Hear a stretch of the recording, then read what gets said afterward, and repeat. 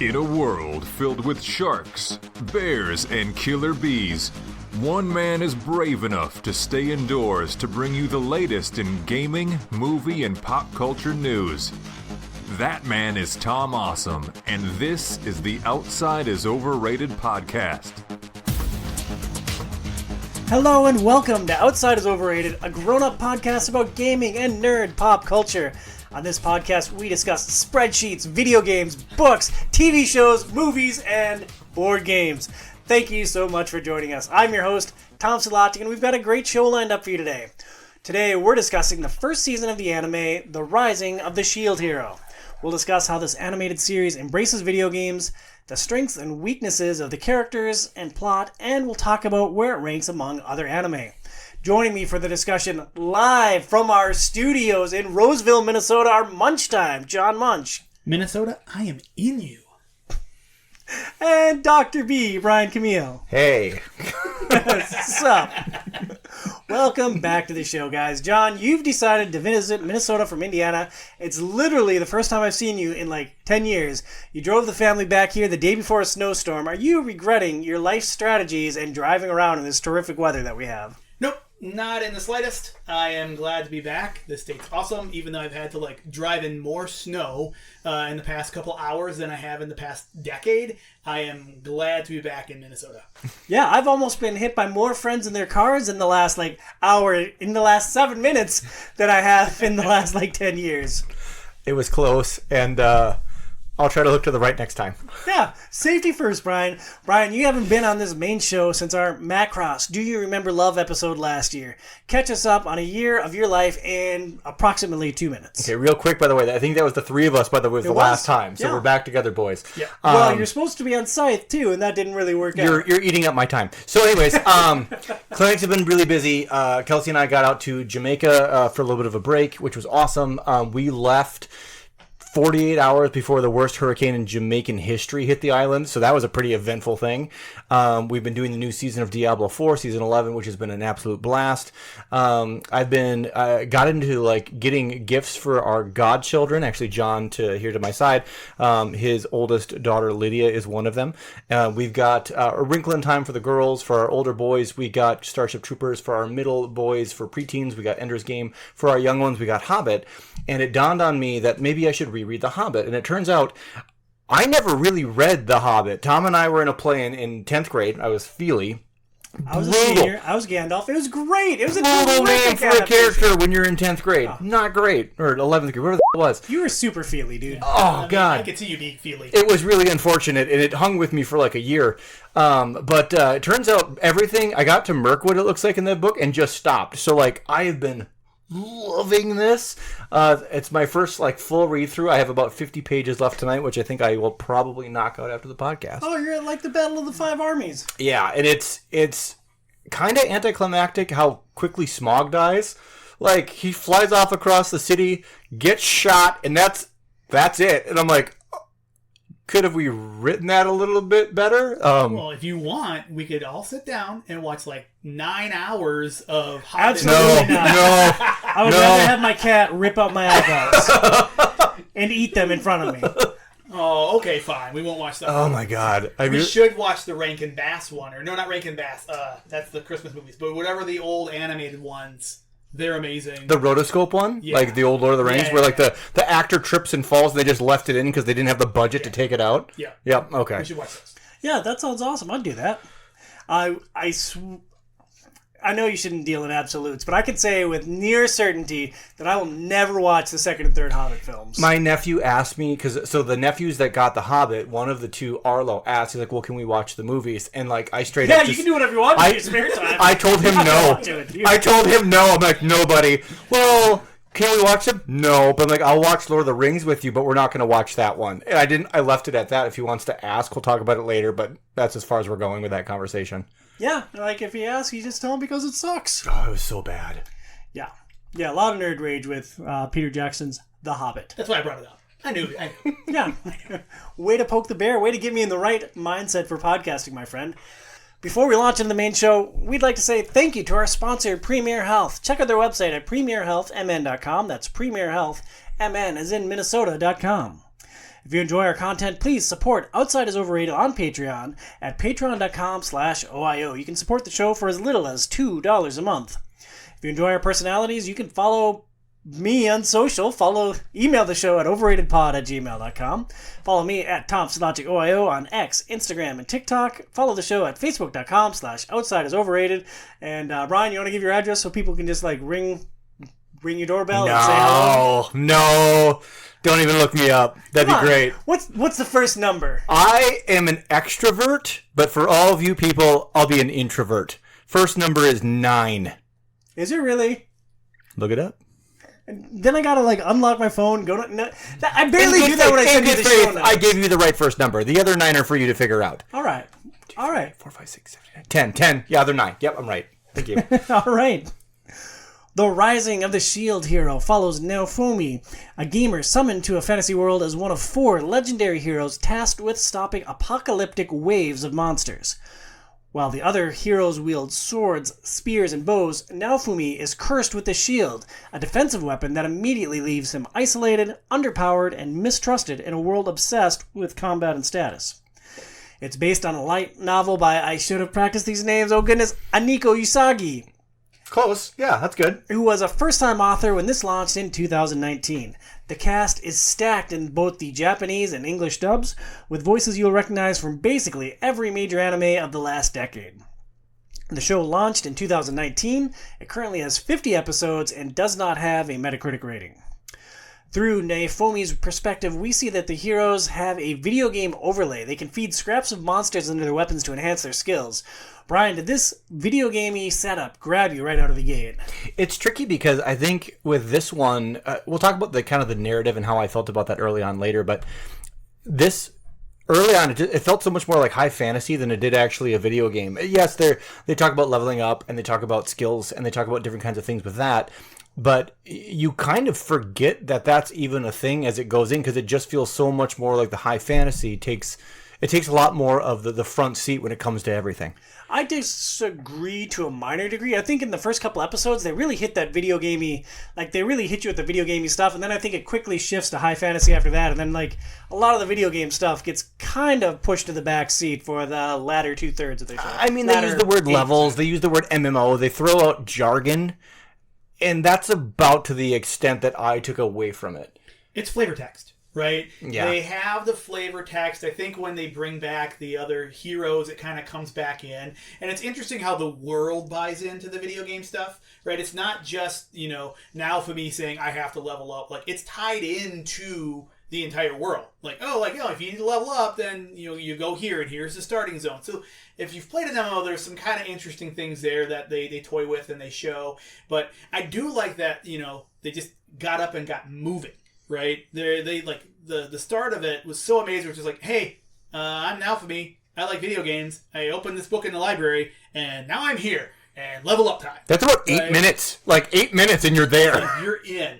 I do think one thing that makes it hard, right, for them to do is, they do a good job, like, whenever you see the HUD, right, of dropping something in subtitles for like some of the key things that he's looking at that time, but there's so much information on his HUD that's in kanji and different Japanese characters. Would be totally cool if you could actually understand that, but understandable, like really hard to like translate that entire cell, however they're doing the animation there, to English. Yeah, they put a lot of stuff on that screen, and to be honest, I'd be kind of interested to know what some of that signified, because there was a lot of text and a lot of graphics, and it seems like they actually had been fairly descriptive in what they were doing. Yeah, and I think it was a light novel first. People coming to it already kind of understand the systems, understand the world, right? And it's there. As Americans walking into it, not having read the light novel, not understanding how to read Japanese, we miss that context. Sword Art Online did a better job of like initially setting up like being in the world, because it was truly a video game that they were locked into, which was you're seeing more of like skill progression and this and that, and they kind of bypass it in Shield Hero as like, no, like you should understand what all these things are video game wise, and we're just going to use those as plot devices to move things along, which I liked. Yeah, and I think they leaned a little bit more into their characters. Yeah. Their characters, I think, are maybe one of the stronger parts of this as we kind of get into it a little bit more, and we'll chat a little bit about that. But they set it up well enough where you're interested in what is happening, and the general disdain for Naofumi starting right out of the gates is at least intriguing enough to push the story along early on. I really enjoyed, like, his arc of trying to figure out how to fight without a weapon, because like early on he tries to like pick up a sword or a spear or something, and like his HUD goes nuts, and like he's not allowed to even touch a weapon. So he goes out and like he's fighting these little monsters, and like he decides to just have them chomp on him because he can't feel pain. Balloon animals. Yeah, balloon animals, and like he conceals them in his cloak, and like he uses those as weapons until he winds up getting an ally. And I just thought that was such a weird, wonky, funny thing, the way that he used those balloon animals. I honestly missed them in the later parts of the season because it was such a weird, wonky thing. And at times they'll just open his cloak and they're gnawing on his body, and then he threatens somebody with them and then just kind of closes the cloak. I love that, and like I thought it was such a good gag early on. Turns out that being the only hero without an offensive tool has extreme limitations. No one wanted to join the S.H.I.E.L.D. Heroes party. When someone finally does, she robs him and falsely accuses Naofumi of sexual assault. He is ridiculed and shunned. With no allies and no way to fight, Naofumi buys a sick, demi-human slave child, Raftalia. It's a relationship enforced by a magical brand that causes her pain if she disobeys his orders. The show presents this as morally grim, but then gradually reframes it as mutual trust and loyalty. Does the series actually challenge that power dynamic, or does it quietly normalize it once Raftalia chooses to be Naofumi's partner? You know, it was shocking to me how quickly the show kind of brushed over the slavery part. Like, it's just normal because this was a demi-human. Slavery's okay, right? And at this time, we don't know that there's, like, whole areas that are ruled by demi-humans either, which kind of makes it worse as things progress. Oh, you're, like, holding these demi-humans There's a captive. free society somewhere. Yes, Yeah. right? And, like, you are, like, supposed to be working together to stop the waves, and, like, but they're all slaves. Right? And I thought really early that, you know, they were going to shift and have it be, here's this kind of child being saved from slavery, which they do eventually, but then it shifts kind of into this weird master relationship that sometimes I find problematic, right? With Raftalia choosing to kind of be linked to him. And I do see the symbolic gesture of that, right? But still kind of a bit creepy with the aspect of like her being a small girl that kind of quickly grows into a woman from leveling up. Right? I mean, you say quickly, like in the blink of an eye, she hits a level and boop, she goes from a young girl into a woman, and it's like, I thought that was an interesting lore dump, that's just how demi-humans evolve. But like the whole master thing was, I agree, very uncomfortable. Like, particularly as the party grew and more young girls come into the party, and then you have three young women calling him master. Like, is this perhaps a master sensei type of relationship, or am I just making up headcanon to cover up something uncomfortable? No. It's not master sensei, right? Like, this is my one problem, I think, with the series. I really enjoyed watching this, and they could have solved a lot of the problems with this by easily just make Raftalia an adult from the get-go, right? And then you have this relationship, and then I can see this slave, like, you saved me, you forced me to like believe in myself, right? So I'm gonna believe in you. I still think it's weird that re-put the slave crest on me, because he removes it, and she says put it back on me, right? But like, then to continue to say like, okay, well now I hatched this girl from an egg, and she's likes me, and now there's another like young girl. But it's the Japanese harem trope, right? Yes, that's which is super prevalent. The ages, I think, can be a little bit odd, and just like, again, the last time the three of us were on together, we did Macross, right? And some of the misogynistic tones of Macross didn't really hold well. That was much more uncomfortable for me. It was, and I don't know if this is just kind of a skewing of Japanese culture that I don't understand, but it's this master-slave thing doesn't add anything. It's confusing too, like, and John put it well when, like, you know, there's a crest on Raftalia, right? And if she disobeys Naofumi, it hurts her.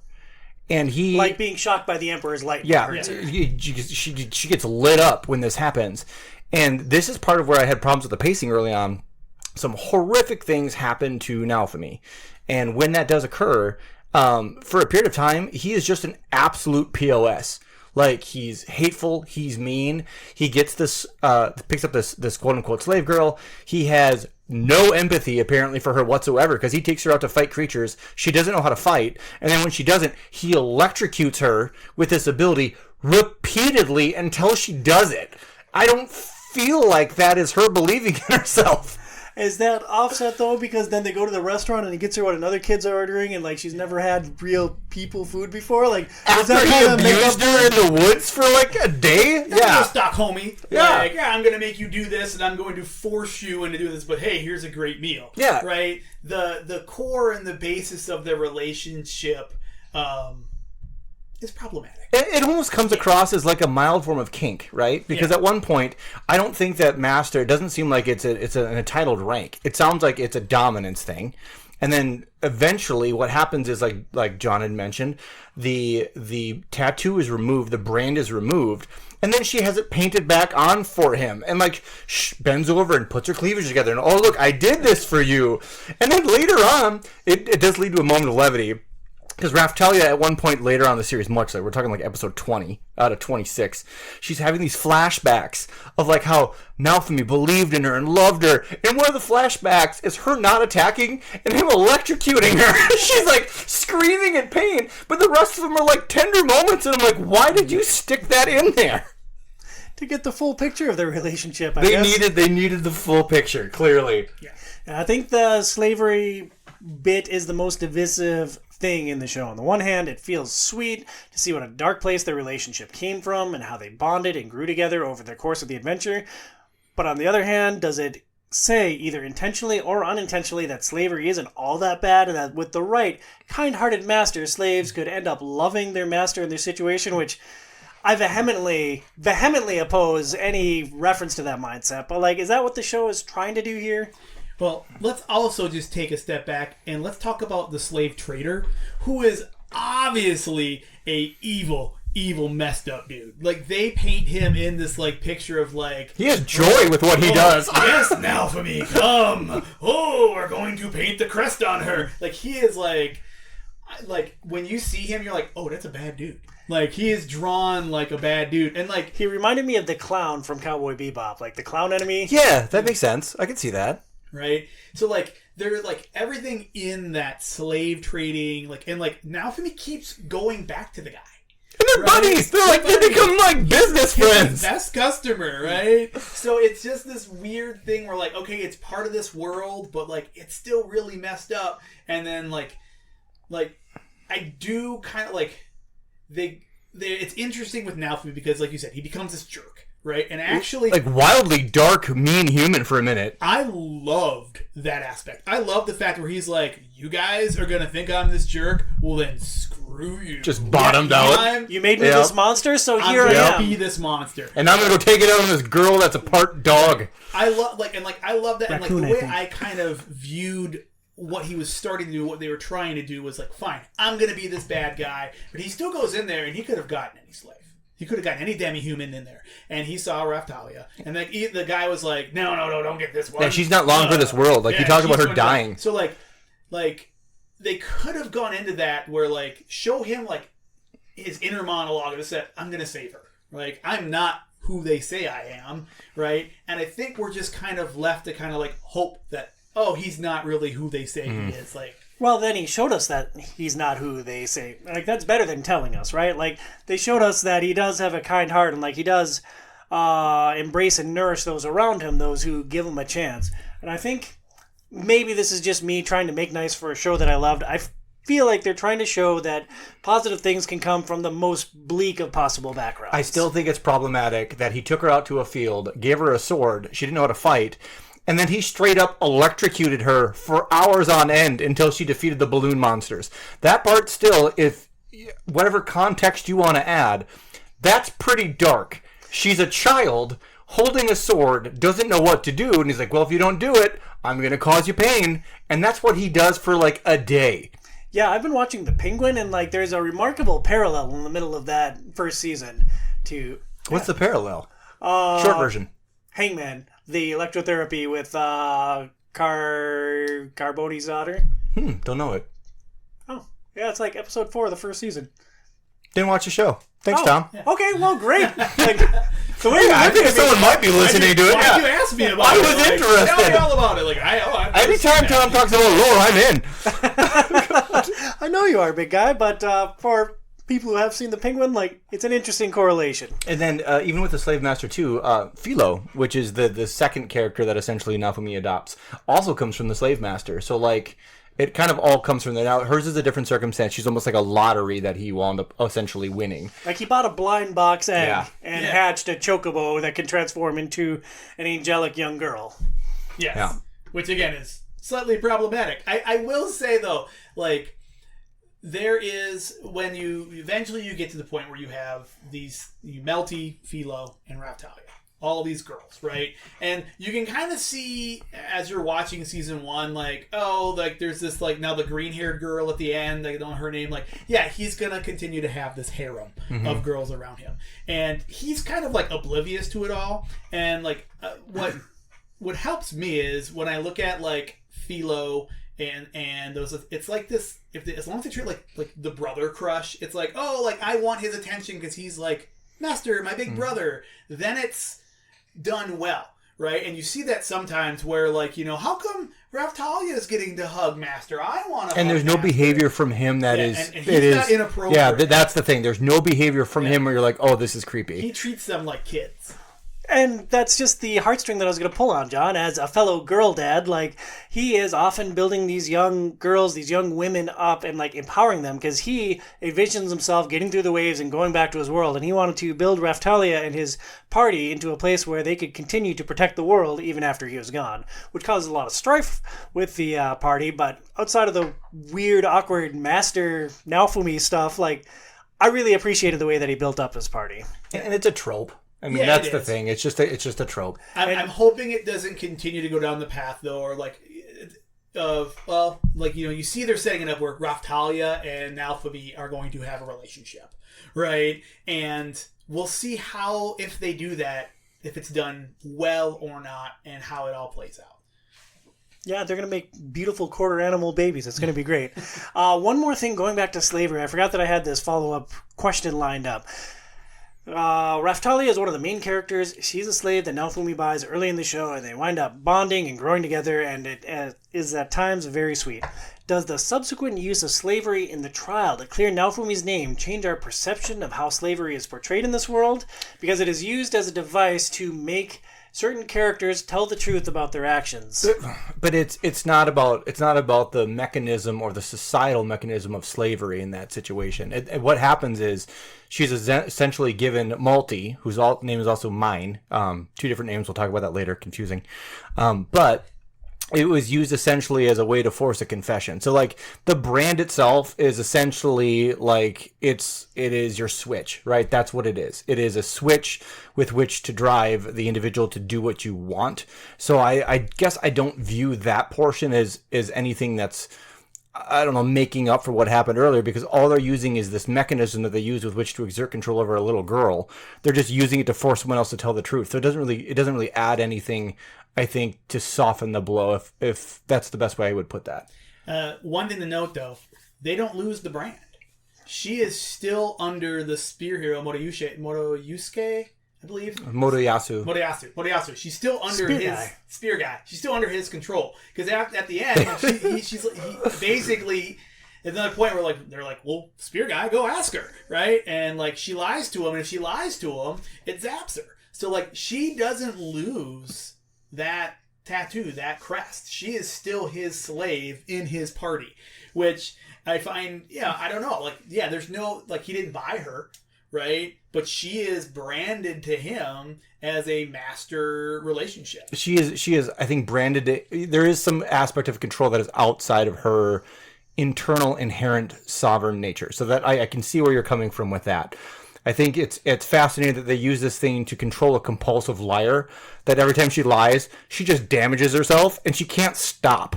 And we'll get to that later, because that's a fantastic plot point. That's one of my favorite parts of the show. The comeuppance.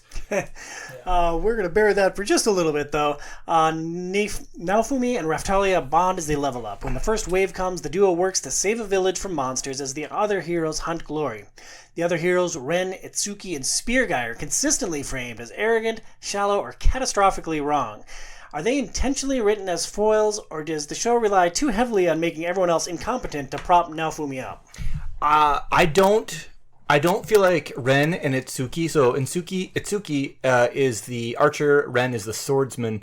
I don't think that they're the same level of meathead as Motoyasu.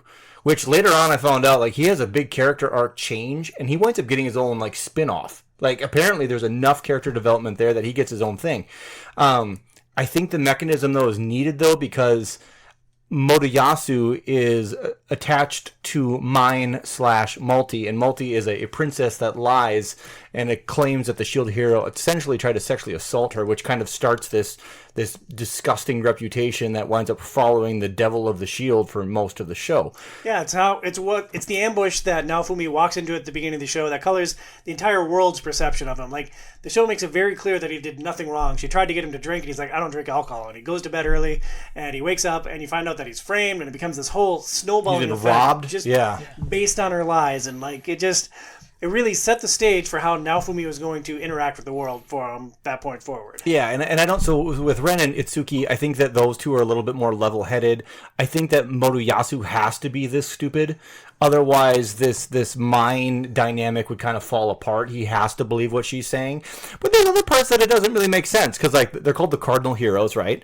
The three of them are standing there watching. At one point, Mine is trying to murder her sister, Melty.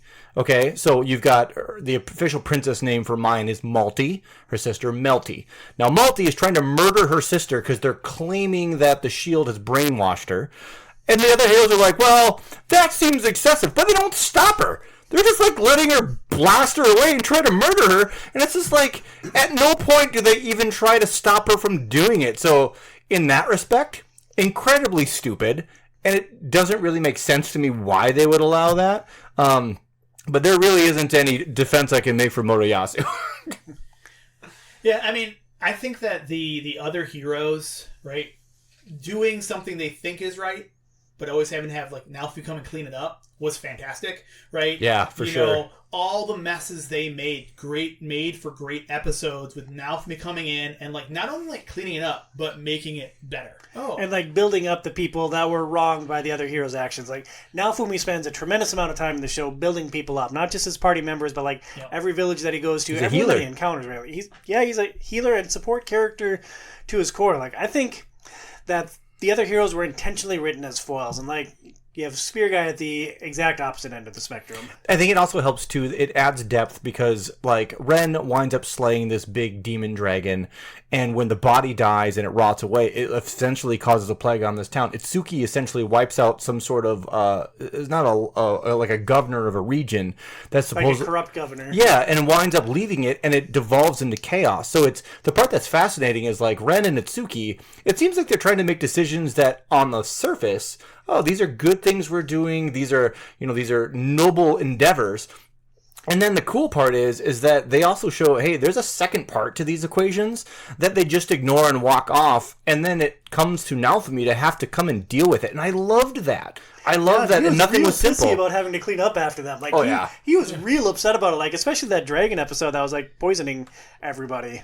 And I think, it ties into, too, like, they show him being such a jerk to everybody. Because, like, hey, this is what you made me. But then he still goes and he cleans up after them and is like, you guys are idiots, right? You're this and that.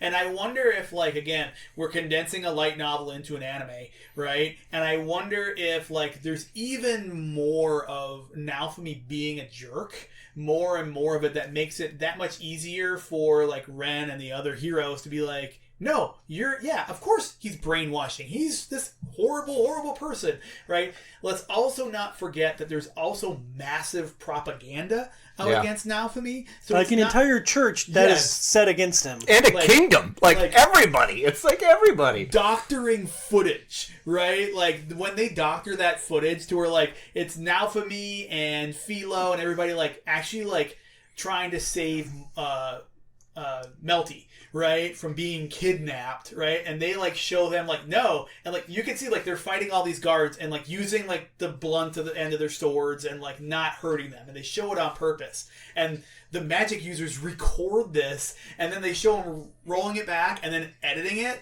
with like blood everywhere and like the most evil faces on all like the good guys, and it was hilarious. And I loved how oh, this is propaganda. That's great. It's like the best use of fantasy magic that we've seen in media, right? Right. I'm like, why have we never seen this before? Yeah, just use it to control the people with propaganda. It's just like TV. And part of the battle with Naofumi is like one of the parts of his personality I like so much, because he is a character that has some depth. He just doesn't really care that much to engage with others, and he doesn't really care that much to actually like remove these stains from his reputation, because he's just like, well, like Tom had said earlier, you know, if this is what you want, well, this is what you're going to get. So these heroes are trying to talk to him. He's abrasive with them. He's rude with them. He's rude with most of the people around him. My favorite example of that is the Pope episode. Like they have this big showdown with this big bad, and he's got like his army of followers, and he's got this big powerful magic weapon. It's like, all right, all the heroes finally have to work together. It's great, and like they start talking strategy, and then like it passed to Naofumi, and he's got his back to them. He's talking with his own little team about their strategy. I'm not working with you. You guys are a bunch of idiots. This is your fault. I'm not working with you. We're gonna get through this anyways. But that's kind of part of the two, and that adds to the tension, because at no point does he really even try to clear his name until the Queen gets involved. And up to that point, he's just like, whatever. And I to truly not give an S, I think that's just a lovely character trait. And where this show kind of, you know, hit me is as soon as, all right, everybody get ready to drink, he reminded me of Geralt. Witcher 3, man. Like, he was the Geralt to me, like, this anti-hero where, like, he's coming in and he's just like, no, you can pay me. Like, I need money. Like, you want me to do this? You want me to heal you, or you want me to fix your town? I need to get paid, right? Because no one else is paying him. And then, you know, they show it as a softer side where he's like, well, I'll take this wagon, or I'll take this, you know, trade key, or whatever it is. But still, he's like, first thing is like, no, you gotta pay me. Like, I'm just not doing this out of the kindness of my heart. I need to eat. And I think what makes Naofumi so compelling in that regard is just that, as the audience, we know what he's doing. We know the heroic things that he's doing behind the scene. And, like, it's interesting to think of the public perception of him and what a terrible person he is, but then we know the truth of, like, his character. I think that's really interesting. Going back to the other heroes for just a second, like, I really think that they were intentionally written as foils, because, like, Spear Guy's the polar opposite, then you have the two others, like, which side, how are they going to tip the balance? Are they going to eventually come around and side with Naofumi? Are they going to stick with Spear Guy? And I just thought that tension was really interesting. And, you know, one last thing about, like, the other heroes, too, is they're all treating this like a video game. Right, I think that's another piece too. Like, Naofumi actually like isn't treating it like a video game after the very beginning. Right, he's treating the people around him like real people, and you could see all the other heroes. It's a video game. We're gonna level up, and like I'm gonna do this quest. I killed the dragon. I'm done. I'm celebrated everywhere I go. I got the warlord and I killed him. I'm done. Like, the quest is complete. I got my reward and, like, we're good. So they are treating it like a video game. And, like, Naofumi actually calls them on that. It's like, it's not just a game. Guys, there's people's lives at stake. There's things here. And you can see with all of Naofumi's followers, everyone coming to him, everyone supporting him, especially, like, too, like, once he gets his town, right? You see all the people he helps. And you're like, yeah, because he's, like, I mean, again, it's Suikoden, but... he connected to all these people. He's connected. Yep. And he's like, the second I announced that I'm going to take over this place, they came because they wanted to be here to help. Yep. So he fostered all those relationships regardless of how he is. Now let's dig in deeper on those friends and followers. As the series goes on, Naofumi's party expands and he welcomes Philo, a chocobo ripoff who can transform into an angelic young girl, and Melty, a princess who provides magical support. Thinking of all the S.H.I.E.L.D.'s heroes' friends and allies through the first season, John, who sticks with you out of the entire like cast of his allies? Right, and you know, so we've talked a little bit about like all these characters. Let's start with the harem. How do you feel about the harem, let's John? Start with the harem. We maybe touched base on this slightly. Let's add a fine layer of icing to what this cake is. You know, when they brought Philo out, right? This like at first, before she turned into a human, I was like, "Oh, this is fantastic!" Right? She was a chocobo. She was a chocobo. I'm like, "This is great." They're like, he did chocobo racing, and like, I was like, "All right, I am down." And then they turned her into a human, and I'm like, "This is gonna get annoying real fast." Right? she has slowly, though, came out and been one of, like, my favorite characters because she is one of the funniest to me. Well, she's very naive and she's very BA, and like I love Philo too, and like the thing I had a hard time wrapping my head around. Have you guys played Disgaea? Yeah, Flan. She is Flan. like exactly Flan, and like I even like asked ChatGPT about it, and it's like, well, that's kind of just a Japanese trope: the innocent, naive young girl who provides her perspective from a very innocent place. Right, but like so many good jokes that she knowingly says or unknowingly does, and like I just love how she cuts Spear Hero down. Spear Guy. Everywhere. She calls him Spear Guy. She That's calls why him Spear Guy. I'm perpetuating Yeah. that joke. I called him Spear Guy literally every time that I reference hate him throughout the Spear show. Guy. And like she kicks him in the pills, and that's so funny. Repeatedly. And, yeah, it's just great. I'm just like, yeah, and he has this weird like, oh, my sweet Philo. Like, I have he's to a rescue total- you from There's like a Shield Hero. fetish there. Yeah, he's a creeper beyond creepers, and like just to see like I think that's why I like her. It's because here is this guy who like we're not supposed to like, right? We're obviously supposed to like, gosh, you are the whole reason that that Alphabet is being like, you know, because you're too dumb to see what's going on, and you buy into, you know, all of Mine's stuff, and then like here is this little like, you know, bird girl that just like Spear Hero's horrible. He's an idiot, and you're like, yeah, he is. And then she kicks him in the pills, and he goes flying through the air, and I'm like, yes. Ron, what about you with the harem? Again, it comes back to some very odd, like, sexualization choices by the show, right? There's times that they throw TNA into some spots where it's so unnecessary. And I don't know if they're doing this as a form of Japanese fan service, but it doesn't make any sense. Like, one of the examples of it is Melty. Melty is, like, what, 12? 13? Probably. She's a preteen. And at one point, like, they find her clothes and they can't find her. And then she crawls out of Philo's plumage. It's like, oh, it's just so nice and warm when I'm in here. She's naked. It's like, so why'd you go in there naked? Like, could have worn your clothes in there. It's a little confusing why that was a thing. So I don't... She loves those birds, though, man. Like, she got to ride on the Flolio Queen, and, like, that was the high point of her life. And the part that kind of sucks a little bit is that their roles in the group was enough to make them interesting characters alone, let alone this trope stuff, right? You've got this slave turned somewhat freedom fighter, I guess would be the best way to refer to Raftalia. You've got this support magic user in Melty that is a princess that comes from a matriarch society. She's the next in line for throne succession. She's fascinating. Her sister's trying to murder her. There's a lot there that goes. And then Philo is actually fascinating on her own because she is expected to be essentially a queen of her own race at some point. That's the expectation. So there's all of these other things going on. So I just feel like the small, subtle TNA, I think it's unnecessary. Like, some of the most satisfying things is just the relationships.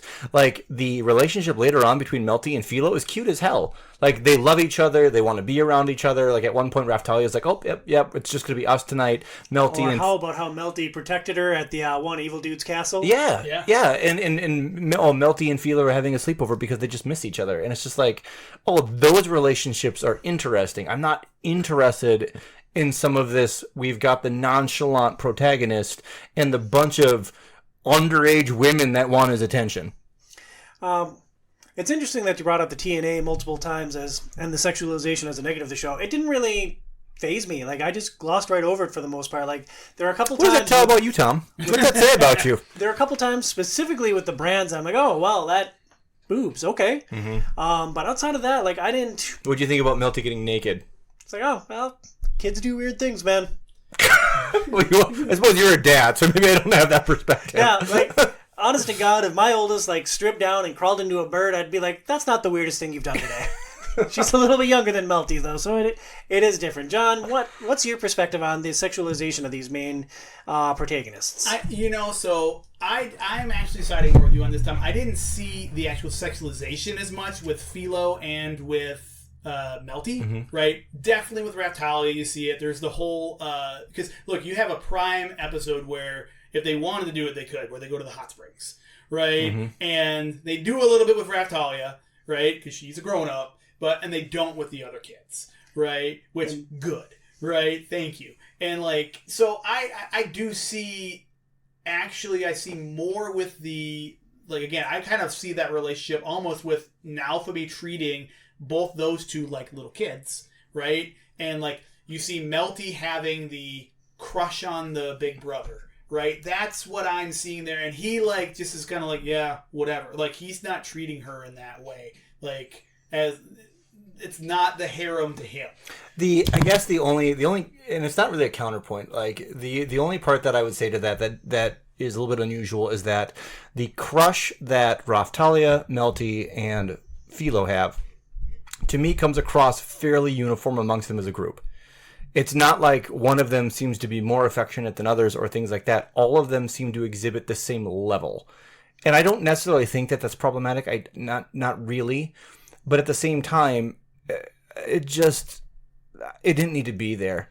I think it could have been done a different way. But at the same time, this is a Japanese show. It's coming from a culture that is quite different than our own.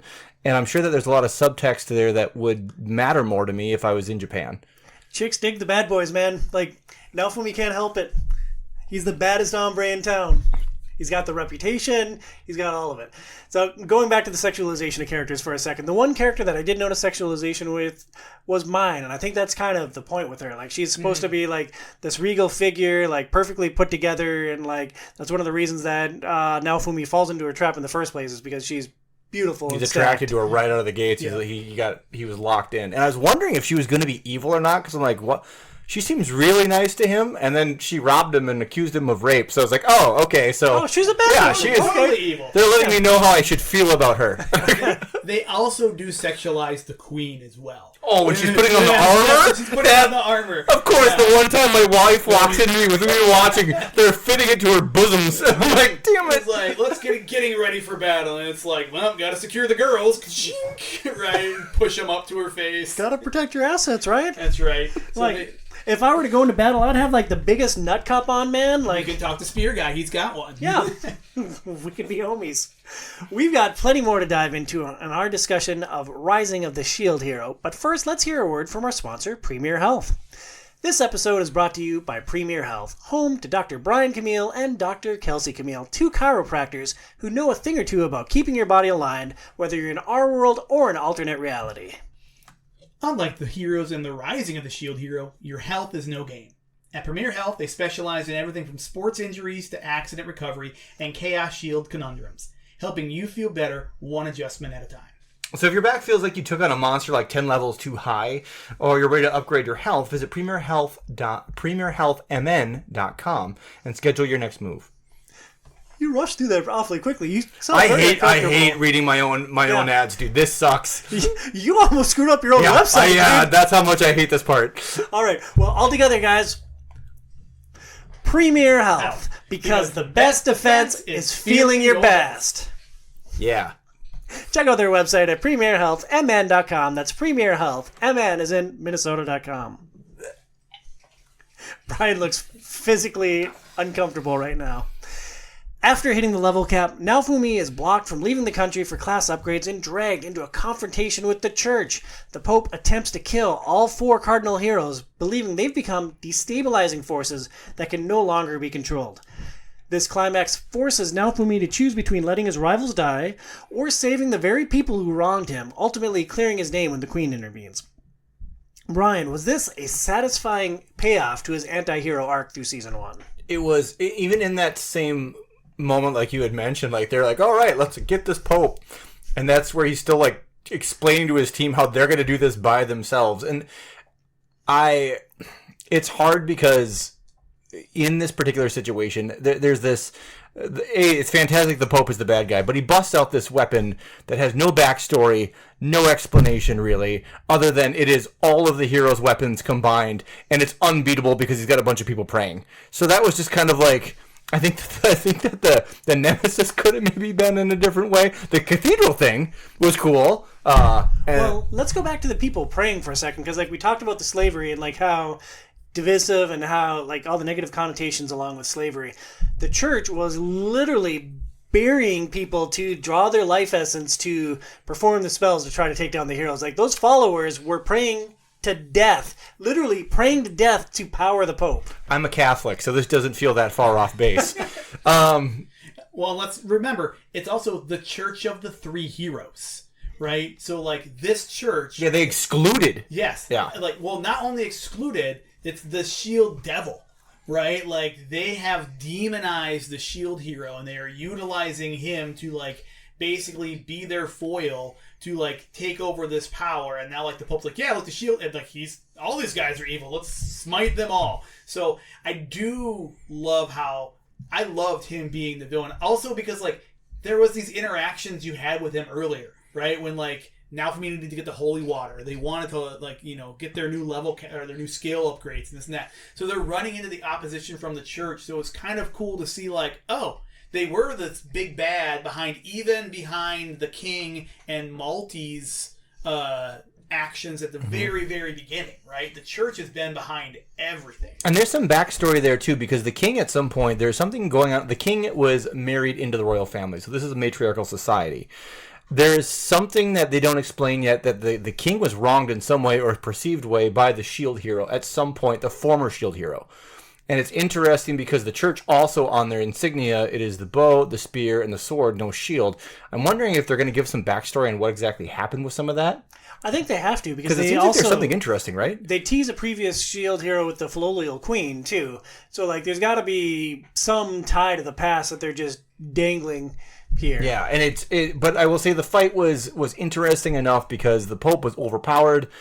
Before we get to the fight, one thing that I just wanted to call out, the fight was a multi-episode thing, and it felt like there was an entire Dragon Ball reference episode with the two sides just yelling at each other while moving slowly into position for a big battle. In a crater. It's like, the heroes are all like, let's see, the Pope's up here at the top of the list, while the two new heroes, let's just jump down into the crater with Naofumi and the Spear Guide. It's like, oh, this is great tactical positioning, but I just thought that was so funny how it was like an entire episode of just exposition. I'm like, that's very Dragon. It dragged. The Pope calls it out, though. He's like, okay, are you guys done yet? Because I'm ready. He has this moment where, like, when they're finally done talking and, like, I am now going to smite you all, right? You've talked long enough. So I loved it, where it was kind of like, he's just tapping his foot, watching his watch. Everyone's praying in the background. He's just gathering his power. It's episode 19, and the only reason I know, I fell asleep during that episode twice.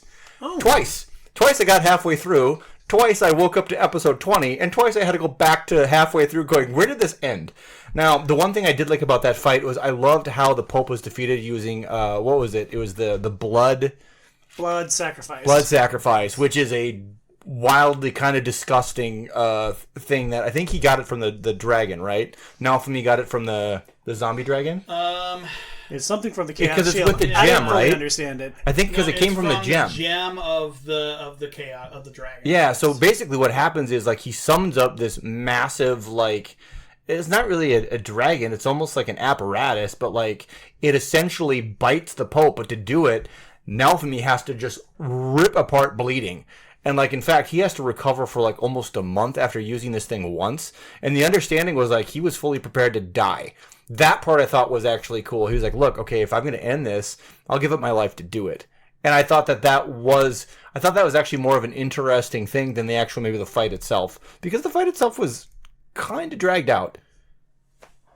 Yeah, I mean, I think it starts high, right? Like, they have that great point where they're all fighting, and all of a sudden, like, Philo and everybody's like, no, shield up, this, that, and he saves everybody, right? So I think, like, it had its ups and its downs, and you get a lot of really good exposition, right? It does slow down the fight, but it's such crucial moments of, like, no, we're finally coming to this point, right, where Naofumi says, guys, we have to work together. Right? And he doesn't want to. He's like, all right, fine. We're going to actually do this. Because Big Bird said we have to, so here we are. Or she's going to kill me. Or she's going to kill me. That was an intense moment. Right? And then they do. And it works. And it's great. And then, the Queen saves the day. Right? At the end. To some degree. I did really appreciate the Pope, like, pray harder! And, like, everyone puts their hands together harder, and they like, squint harder, and there's people, like, keeling over. It's like, oh, man, they're really working.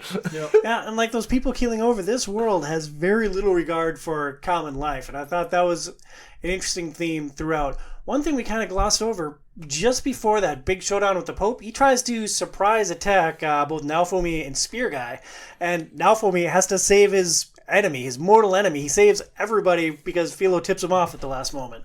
And I thought that was a really interesting lead up to this big climactic battle that has all 4 heroes.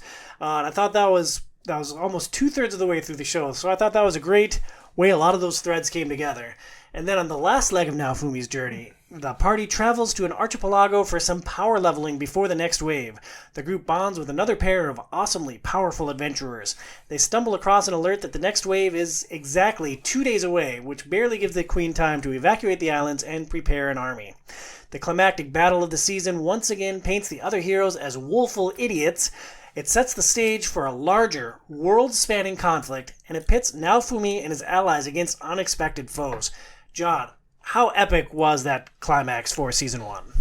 I think this was a great fight, too. Like, I love the Pope fight, I love the Cathedral thing, but I think where this show shines is when you actually get to see the battles and the skills and kind of more of these video game aspects where they brought in combo attacks, right? They're bringing in all these big, new magic systems from these other heroes, all this sort of fun stuff. And it was also good, even outside the battles entire section, though, too, also to see Naofumi be nice to someone. Right? Like, out the get-go, he really likes the other heroes that he meets, right? And then, he then had to fight them. So I thought that was a good kind of turn of, yeah, here's these people that were nice to him. Yeah, the only people that he's encountered in this world that gave him a fair shake from the go, and, they become the bad guys. Yeah. Of course. And he offers for them to join his party, and they basically reject him, which I thought was hilarious. Yeah. The one time he's like, yeah, you can join us. Nah. We're good. We're good. And then I think the last thing that this did, right, sometimes with shows like this where you have leveling up or power gain or this or that, you brought up Dragon Ball Z. It's hard to see, the difference in they got stronger. Right? And I loved actually how they showed this with the juxtaposition between the first battle with Glass, right, on that pirate ship, where she just decimated them. And they had to run the clock out. To now where Naofumi's leveled up enough on this island and he has this new Spectre shield and he figures out, I can just suck her essence out. Her right? SP. Yeah. And they stomp her. Clarification, it sucks everyone else's SP out, limiting their abilities. It physically hurts her, incapacitates her. He had the upper hand in a fight with only his shield. And there's, let's give you guys a little bit of exposition here because we did gloss over something. So in this world, right, there is something called the Dragon Hourglass. This is where you level up, but this thing runs down on time. And when the timer runs out, something happens. And it's just called the wave. The sky changes shape, and these horrific creatures come through, and they just decimate and kill. And the heroes get warped to wherever that is. And that's the whole point of them is to fight these waves. Now, in the second wave, a character named Glass is introduced. It's a very traditional kimono-wearing female with fans, and she is, as John said, she decimates them. They had to run out the clock on her because she was so much more powerful than the group. So now we're talking about the third wave, and by the time we get to the third wave, even Glass is commenting on Naofumi, you've gotten stronger. They are using there's abilities with these two individuals they had teamed up with and Glass. It turns out they're heroes from somewhere else. And the part that's fascinating is they're doing combo attacks against Naofumi, and he's able to repel it. And it's shocking to them because they decimate the other heroes. The other heroes are just worthless. They get dropped so fast, and I love the fact that it's a humbling moment for those guys because they just get buried. Is it going to be humbling though? We'll see in season 2 because they got their butts kicked, but I feel like they're going to be the same idiots going into season 2. I feel like particularly Ren and Itsuki got dumber as it went on. I didn't feel like they were that incompetent to begin with, but later on it got to be more so. It did seem like they were getting more stupid. I don't know why. Did anyone else feel like that? Ren and Itsuki seemed like they were level-headed early on, and they just got dumber. Well, they seemed less prejudiced early on, although they still sided with Spear Guy, so I don't know. I don't feel strongly that they got dumber. John? I don't think they got necessarily dumber. I just think they were just more of the same, right? Look, everybody gained up on Naofumi, right? and he's the worst person ever. And it's high school bullying, it's cliques, it's like, we're gonna be this group and you're off over here with your little zone. And I think that's what it is. Like, and they even have that infighting, and they show that really well. We're like, look, none of these guys can work together. Right? It's like immaturity. This is the way we win this fight. No, this is the skill and how it works, and this is how this works. I thought that was an excellent thing that they did, where like Naofumi comes and tries to get everybody to work together, and they all have like a different like skill they have access to that they figured out in their hut. And the only way you can use these things is if you believe the other person. Right? So the whole thing where like you can just grab a weapon and you can clone it, which I thought was a great scene once Naofumi gets it and he goes into the armor shop and he picks it up and he duplicates it, and the armor shop owner's like, no! It's expensive! No! All my money! Right? But like there's like you have to work together, and I think that's the key thing with all these guys. They're stupid because they are self-centered and they only think about themselves. That makes sense. They only look at like, and that hasn't changed. You've convinced me. They're flat characters, is what you're saying. They're not rounded. Yes. Yeah, that's our main problem with Fruit Basket, right? Flat character from start to end. Okay. Don't understand the reference. Let's talk about the heroes from the other world, because like I think that's a really interesting wrinkle at the end, because like Naofumi and the other Cardinal Heroes, they get sucked from another world like our Earth, like our time roughly, and they get sucked into what they think is a game. But then these other heroes show up and like they're fighting for their worlds too. So it's like there's interesting foreshadowing with the Filolio Queen earlier, where she said you're gonna have to choose what you fight for, and it's gonna be a hard choice. And like these heroes show up and like their worlds are on the line, and like they like Naofumi, but they believe that they have to kill him to save their world. And it's like, how far would you go to protect your world and the things that you love? Like, would you kill a friend for it? Like, it's an interesting conundrum that those characters are in. So I am really interested in future seasons to see how these other worlds tie together. Yeah. Like what's manipulating them to pit them against each other. Yeah, why does that matter? Why do they have to kill him? And why is it only 3 of them? It's not, and they're 2 of them are from one world, one's from another. They're not, the Cardinal Heroes are 4, but there's 2 and 1, and they're from separate worlds. And their weapons are vastly different, because Scythe.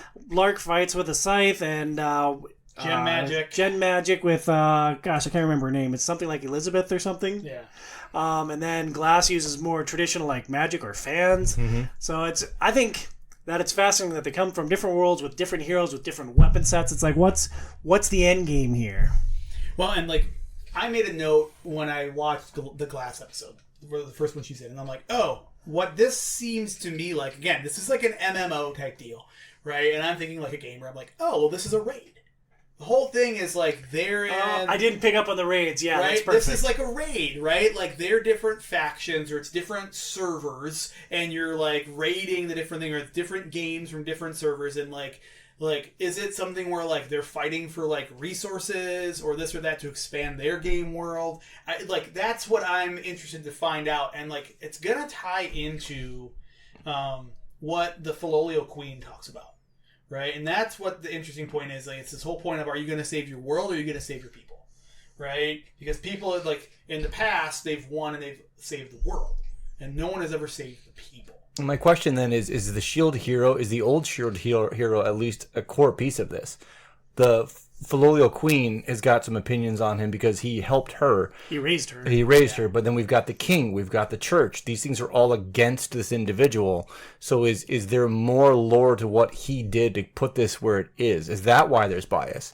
I think it's really brilliant how they like tease us with that, having it come from the Filolio Queen, because it's a made-up race. Like, it's a made-up thing, and like, oh, they have short memories. She can't recall all the details of her Shield Hero, just that he was the Shield Hero. Like, he wore green and he was nice to her. And it's like, man, having an unreliable narrator for that little crucial piece of the puzzle, like, I just thought that was super interesting. And if it becomes time travel, boo. I'll be like, no, this is not the answer.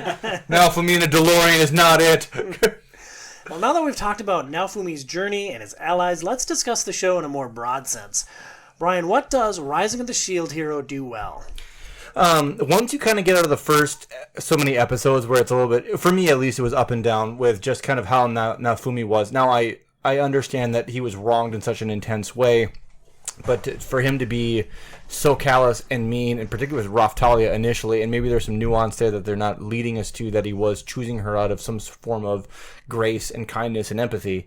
I thought that was just a little bit disjointed early on. Once they got out of town, it really picked up. I thought that was, John had made a point about that. I really agree that it just really picked up. And they kind of got into the rhythm of like, let's go to this world and see what happens with it. They are so good at getting you pissed off for Naofumi, from the rape allegations to the stuff that he's dealing with, to he winds up going against Moroyasu in a one-on-one fight, which he has the advantage. He is winning with his balloon monsters. Until Multi or Mine winds up using a wind spell to throw him off, and then everybody in the crowd acts like they didn't see it until the two Cardinal Heroes are like, yeah, you cheated. But everyone acts like it never happened. There's just these repeated things where he gets the short end of the stick so aggressively in such a public and BS way that you're like, God, I just hate everyone, and Naofumi deserves to just have everyone die. Like, he's such an underdog. Oh, and it's so good about making me just like have that ire for everybody else. They're very good at hitting that button. Yeah, I agree wholeheartedly. John, what do you think they do well? Look, all that, 100%. Also, the combat is fun. Like, the fights, when you get into the fights, especially once you get into Rage Shield, and, like, you know, we didn't talk about those aspects of, like, the relationship in that, but, like, the Rage Shield and Naofumi actually being on the offensive. I also love how they, like, show him learning, like, you know, air shield and shield prison and all these different, like, shield techniques that he uses in an offensive manner, much like the balloon, the biting balloons and stuff like that. So that was great. I think one other thing that, you know, I agree with Brian, it's slow going to get started. Once they leave that town, though, there's a road trip aspect to this that I love. Final Fantasy 15, right? Final Fantasy 15, right? I loved, hey, we're out on the road, we're together, we're this crew, we're growing, right? That arc of them cleaning up everybody's messes and, like, you know, had a little bit of that Monster of the Week vibe, which I always like, but it was, like, tied into their road trip, and, like, they kept that going for the majority of this first season, and I loved it. Yeah, Feel Loving to Pull the Wagon was a good bit. I mean, I love this show, particularly Raftalia. I like the way that it explores biases and prejudices, especially unfairly treating Naofumi for something that he didn't do and all the fallout from that. I appreciated how resourceful Naofumi was, and, like, as rough as his motives may have seemed, like making the soldiers raise 50 gold coins to to be a part of his party, but then he's like, oh, well, good, you have this money, go buy some gear so you're ready for the wave. It's like, he was just a gruff, like an old man with a heart of gold. Like, get off my lawn, kids, as he gives them Halloween candy. So let's talk about the negatives. John, where does Rising of the Shield hero struggle? I think at times it can move too slow. Disagree. Right? I think there's certain points where, hey, I want it to pick up a little faster. Really, the beginning. Right? I think it ramps up quick, and then you stall, and then it, like, has this nice gradual pacing. So, and there's a couple points where it was a little too slow. And then, you know, we've talked about the potentially problematic kind of relationships and how that, you know, is being shown. And I think those are things, again, you could have easily taken out and not lost all the great stuff you have with this show. Or done in a different way to actually have it be, like, you know, a more healthy type of relationship from a visibility standpoint. Well, if we're speaking about Raftalia specifically, I slightly disagree in that point. I thought it was an interesting bit of lore that demi-humans just evolve, like, pop, when they hit a certain level. It's kind of like Pokemon. It's very video gamey, like, they just evolve. It's like, you hit level 7 or whatever, and boop! And now it's consensual. But see, the problem is, like, yeah, but they're still a kid. Like, it's not like you go from being level 7 to level 10 or whatever, and, like, you also now have the mind of an adult. And they talk about that. Where I thought she came across as a lot more mature the second she hit the adult. They do a little bit, but, like, they make it clear at a certain point. At a certain point, there's a phrase where it's like, yeah, no, when they level up, they still have, like, they haven't had that experience. They're still learning how to move forward. So you're going from 10 to 16, 17, right, in an instant. And they skip all that time. It's not like she now has the maturity of that person. And I think they're trying to show a little bit of that with her immaturity with the other kids, right? The vying for attention at the same level. vying for attention, this, that, but it makes it problematic because, well, now she's in the body of an adult. Okay. Right? And that's where it gets, that's where I'm like, you could have just solved this just by having her be a grown-up to start out with, and then this would or all even be okay. like a much older young person. Like, yeah. And the level up thing to change form like that, again, these are things that they just don't add anything. And not everything needs needs a video gamey element. And not everything needs to add something to the story, but if you remove it and it doesn't take anything from the story, then what's the point of it, right? I do think it's fascinating that the demi-humans worship the shield. Like, I think he's essentially a god there. I think that's fascinating. I'm looking forward to see where that goes. But that part of the demi-human thing, it didn't make any sense to me. Yeah, I still disagree with you guys. Brian, where do you want to throw stones at this priceless masterpiece of a show? Sometimes there's just things that don't really fit the theme, right? Like some of the slight sexualization stuff, it just feels like off theme.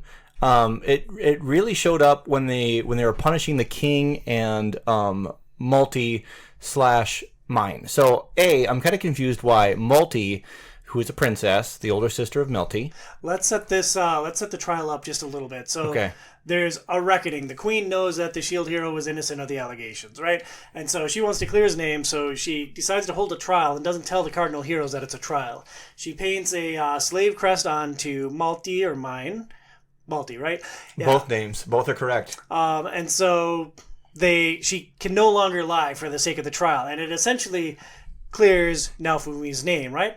That's a positive, but like, what is the repercussion for her actions? So the repercussion is he gets to choose. So he keeps them both from dying.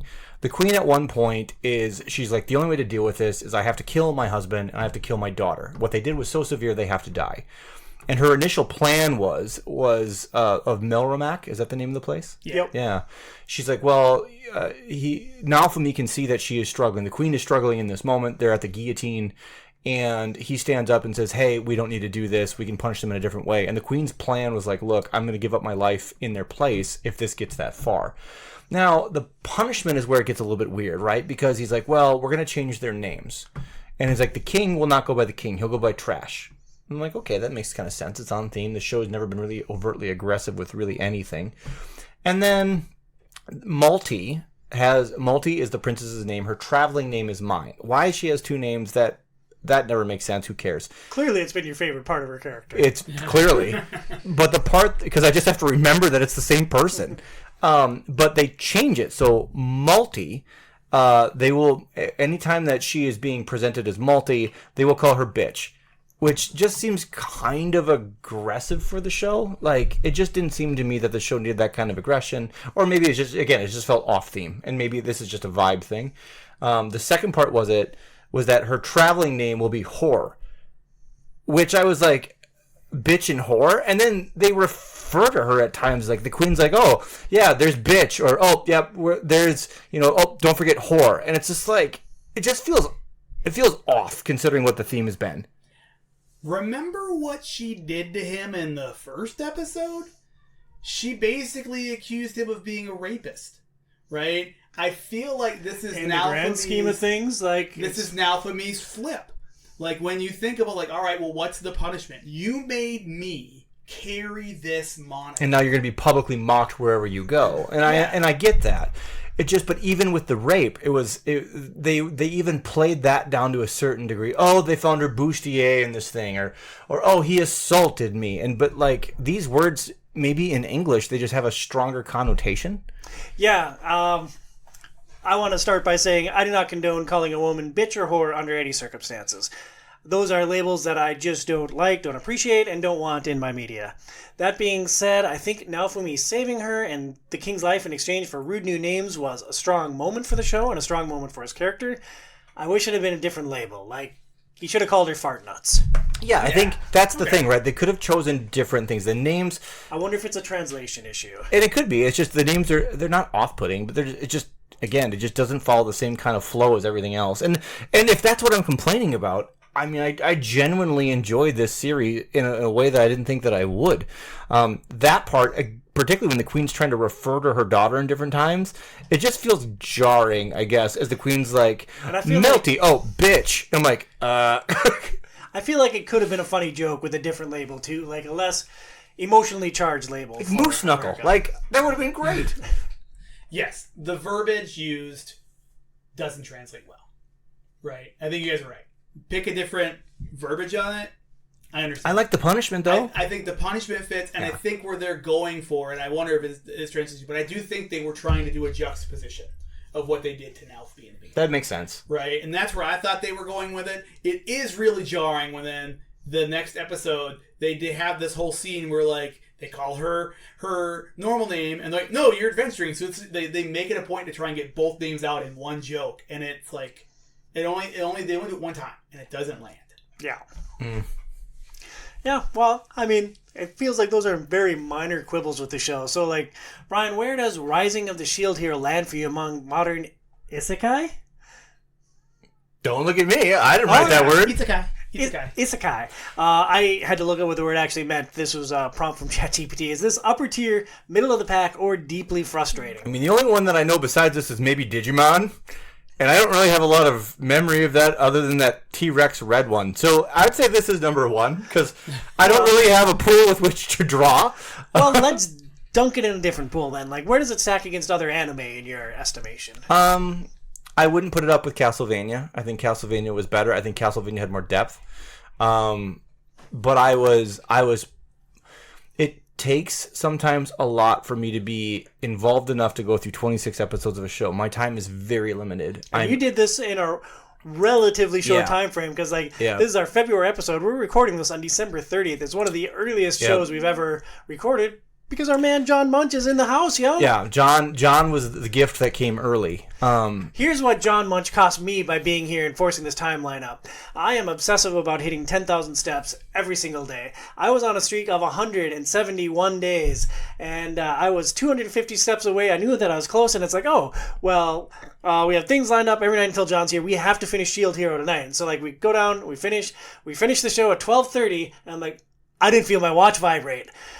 171 day streak broken because I had to binge the last few episodes. So John, thank you for ruining the step streak that I hold near and dear. I am now fat and I'm going to die early. He's got diabetes because of you. Thanks, John. Thank you for diabetes. You know, I'll gladly take it. It's all right. I'm worth it. I'm worth it, right, guys? You are. It is, and well, to slightly pivot, the show was worth it. I didn't. Yeah.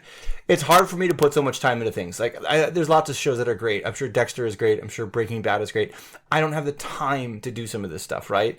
But the fact that first episode was 45 minutes and every other episode was 23. I thought it was going to be 25, 45-minute episodes. I was legit worried when you told me that. I'm glad we started this early. Yeah, and the 23-minute episodes are lovely because they are bite-sized, right? Which is great. I can throw it on real quick, shut it off. It held my attention all the way through, and this is something that I would follow up on my own. And there's a song in this thing. Please look it up, you guys. So again, this is Rise. After you texted it to me. Rise of the Shield Hero. The song is called Fermentation. If you're playing D&D and you need some sort of background for, like, say, some sort of tavern scene, man, it is something I listen to as I drive now. It's been so good. So the music was good. I enjoyed the story. It got more depth as time went. It was genuinely. If it's 1 is the worst thing in the world, 10 is the greatest, I'd give it a 7.5, 8. I will follow more with this. I mean, it's hard. Castlevania to me is like a 9.5, 10. But this was certainly worth my time. And I would tell you that if you're kind of on the fence about watching it, do it. Once you get past those first couple episodes, it really is great.